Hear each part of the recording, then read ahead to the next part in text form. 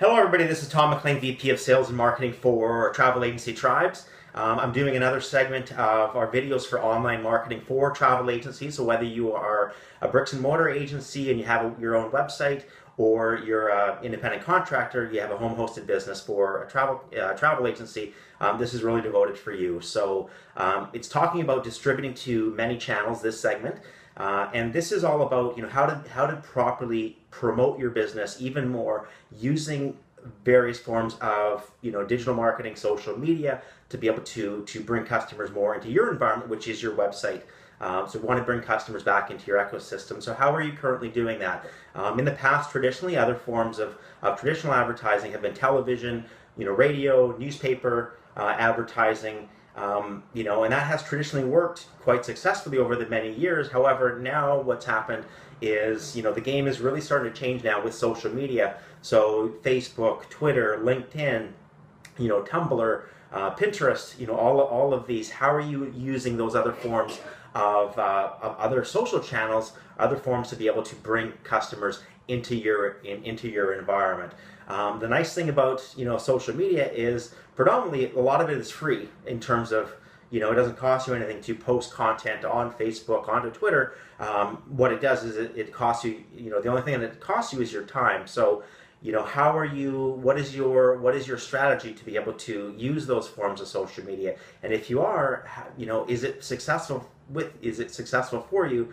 And if it's not successful, well, what is the reason? Okay, and a lot of times the reason might be, on Facebook, maybe you're not sharing content or posting content frequently enough. In order for you to really get a good uptick on Facebook, for example, is you should be posting at least one piece of relevant content every single day to your audience. Okay, same. And with Twitter, Twitter is actually more frequent.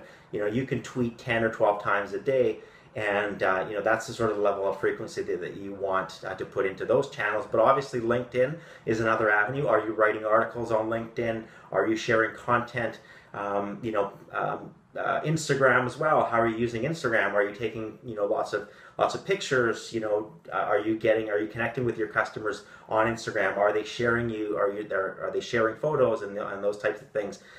Regardless, whatever form of social media that you're using or other avenues to bring people back to your website, into your environment, the key thing is when you're sharing that content, you really should always have a link to be able to bring customers back into your environment. Okay, one of the key things that I found looking at a lot of different agency websites with links to obviously their own Facebook page is sharing content that doesn't go back to the website. So a lot of times it's content that you're either there's a picture that you're sharing that is right on your Facebook channel, but then it keeps customers there, or perhaps you shared an article, Travel and Leisure, or another publication, Condé Nast, and when a customer clicks on it, it's going to an article hosted by those companies. It could be great content and a great article, but the key thing is what's happening in that situation is you're moving people off of your environment into somebody else's that's not yours.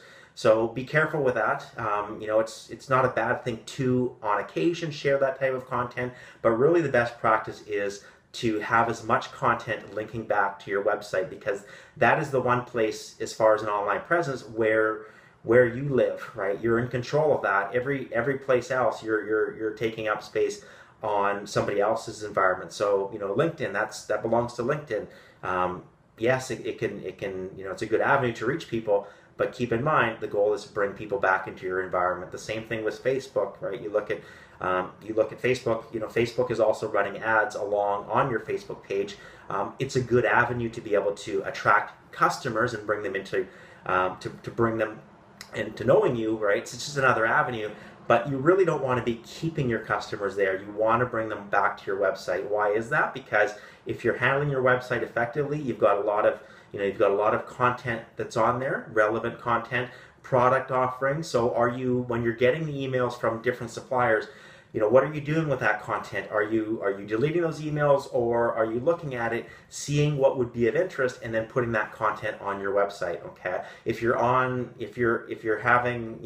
Facebook page and you have product content on there, you want to make sure that that content is also on your website, so then when a customer's on it on your Facebook page, they can click on it. It's going to take them right back to your website. Okay, and on your website, you want to also make sure you have calls to action on it as well, which I spoke in previous videos about lead generation. Always add a call to action on there: get price and schedule, like this trip, things like that, to be able to ask the customer to be able to do something, and and then requesting dates. Obviously, where they want to go, dates, and their contact details, name, email, and phone number. Okay, so that's it for this segment, and I'll have more future video segments coming out shortly.